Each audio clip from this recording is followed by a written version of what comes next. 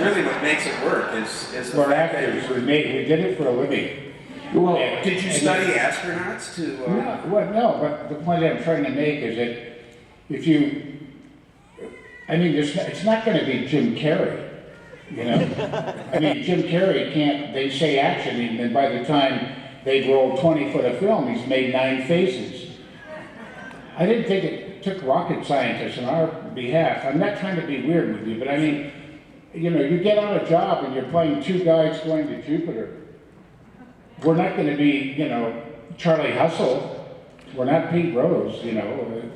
But there's like a subtext. well, I think it all had to do with the concept of these characters, who, as I said earlier, are such steady personalities. And Kubrick really wanted, for the most part, except for a few heightened moments like when Hal won't let me back in the ship, really wanted us to play the simplest aspect of reality. But I don't think Stanley ever really said that. No, he didn't say. I'm just interpreting what he wanted. I have a lot of people coming up to me saying, God, the way Stanley directed you guys is so brilliant. You know, trust me, over the years, really good directors don't tell us how to do our job. He's right. I mean, everybody else talks about Bad directors over-direct. Yeah, that's Roger Ebert on television telling you how great the editing was and how wonderful this director was. Once in a while, depending on the type of story you're doing, where there's a lot of intimacy. When I worked on Splinter of the Grass, and Natalie Wood was a fragile character. Remember in Splinter of the Grass? And Kazan kind of guided her through the picture. I mean, he would do things with her hair, and that's a different kind of directing. A Kubrick film, there's a lot of actors in the business didn't like Kubrick's films because they thought they were cold and unemotional. Now, you know, I think that's also silly. The point that I'm trying to make is making a film is such a personal art of the people involved making it. And a director, it comes from all walks of life, and Kubrick happened to be one of those people who had all the ingredients to create brilliance. Not everybody has that capability, no matter how much they love cinema or they're gifted or they go to film school. Maybe they don't really have the tools, but you can't tell people that. And so they make the other kind of movies you see, like the Jim Carrey movies. Hey, Jim, give me another reaction by the door. Okay, how's that? You know, so that's it. I don't even watch those movies. I think also part of being a great director is brilliant casting.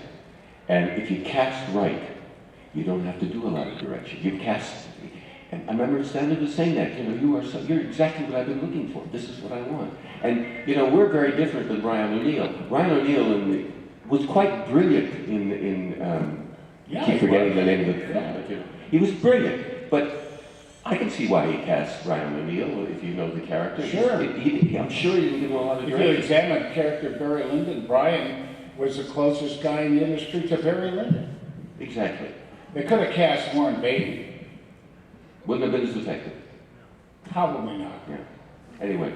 Warren Beatty tried to get our parts, by the way. And Warren's a friend of mine. And Warren said to me after, we got bad reviews for a couple of times, and then we were in Los Angeles. And at the intermission, after the intermission, we came out, we'd always come outside in the lobby for a minute.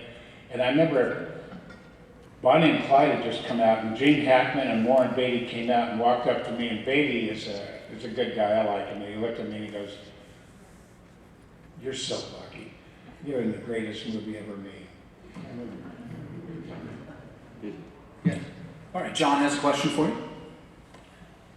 As most of us know, Kubrick died before he could actually direct AI, and which of course was a great tragedy. And his friend Steven Spielberg took over the reins and actually did it.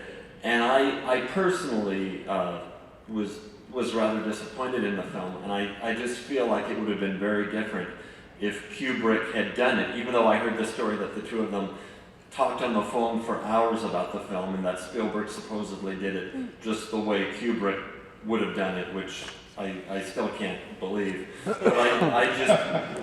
That's two of us. Because, yeah, it had the typical touchy-feely feeling of the Spielberg film and seemed very alien to what Kubrick would have done. And also the book was for any of those who read it. It was more about how this android boy simulated human emotions and how humans reacted to him, and Spielberg's films are very different. So I just wanted the input from the two of you as to how you felt about it. I have just one comment. The greatest moment for me in E.T. was when he got drunk and bumped into the refrigerator door. I really have no comment. You said it. I totally agree with you. It would have been a different film, without question. Yeah, I even had the same reaction on Eyes Wide Shut, which I know when he died before it was done, it still felt like the final touches that were put on Eyes Wide Shut, it still felt like it had strayed a little bit from even what we're used to with Kubrick. I felt like there was still a lot of subtleties that whoever finished it didn't... May I ask you a question about Eyes Wide Shut? Sure. No, I'm sorry. I'm asking you a question. Sure. Do you remember at the end of the film when Tom Cruise goes back and he gets in bed and his wife is in bed and there's a mask on the pillow? I'd be lying if I said yes, I remember. But no, okay, I'm with you. Well, the reason I say that is I asked people about, some people didn't like Eyes Wide Shut. I found it very interesting. I mean, it wasn't my favorite Kubrick picture, but I mean, Stanley's always got something to say. And I thought the movie was kind of interesting to watch. I mean, I've seen it 2 or 3 times now. And every time I see it, there's just a little bit something there. Maybe one of the areas where life had passed Stanley by was the whole sex thing. You know, the whole sex thing. I mean, there had been so much pornography and everything, but by the time that movie came out, I mean, there was, you know, it didn't mean anything anymore. I mean, sex on screen, my God, I mean, you know, look how it's, I mean, when I was a young actor in the 60s, early 60s I started, I mean, my God, you couldn't even, I did a movie with Anouk Aimée and we were in bed and we had the covers up, like, you know, I mean, it was a completely different time period. And now you see, you know, you can go tap into pornography on the internet. Who even bothers? You know, some of you may, I don't know. I think Yeah. All right, John has a question for you. Oh, James, pardon me, James. John. I wanted to say that I like what you said earlier, Gary, that he's the finest director who's ever held a viewfinder. I think that's true, and I also agree with Warren Beatty. It's, I think, Head and Shoulders the greatest motion picture ever made. So given that, and given, like, Keir, some of the things that you were saying very fondly, speaking of Kubrick very fondly, I was wondering if what you guys' relationship with him was after the film, specifically in regards to the film. I know Malcolm McDowell has said he thought that he'd have this relationship with him for the rest of his life, and then he barely ever spoke to him again. And I know that Kubrick also said, or I've read, that he really didn't want there to be a sequel, and had, like, actually destroyed the models. So did he have a conversation with you at any point about doing the sequel, or did you talk to him, or did you guys just never talk again? Never came up. Really? Not with me, anyway. I mean, Never. did you have any type of relationship with him afterwards with regards to Not the much. film? Odyssey? Well, I saw him again when the film was about to be released. It was released in New York. He came to New York. He came by ship. You know, Stanley Kubrick, it's funny. He made 2000 with a Space Odyssey. He did not fly. He got his pilot's license early on in his young life and realized how dangerous it could be, and never flew again, wouldn't allow his family to fly. They always traveled across the world, and that's why he also hardly ever came to the United States, because he didn't fly. But he did come to the premiere by ship, and I don't know, that was the only thing I wanted to share with you, is that the irony of this man who made this thing about going to the moon, going to Jupiter, did not get on an airplane. But we didn't either until that point. It was Stanley who talked me into, I went through a period where I was afraid of flying, and I've gotten over it by now, totally. But I was very nervous about flying. In fact, I took a ship too, to arrive in London to begin filming 2001. And 2 years later, when the film was released, I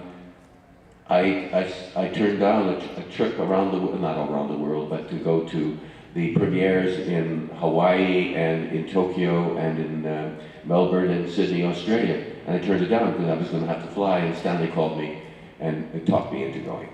So, and he actually got me flying again, because I began to fly after that. It's funny. Thank you. Okay. Thank you, James. Does anybody else have any questions? Oh, so sorry. You snuck in on me. Wow. I don't know, are you gentlemen staying after?